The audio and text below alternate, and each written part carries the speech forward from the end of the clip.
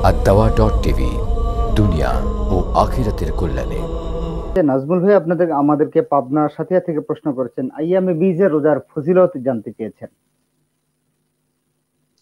আইয়াম বীজ প্রত্যেক চাঁদের মানে 13, 14, 15 বীজ তো সাদা শুভ্রতা, যখন চাঁদ পরিপূর্ণ থাকে তখন আসলে তার গুনাহ মানে 3টা রোজা রাখা, এটা একটা নফল ইবাদত।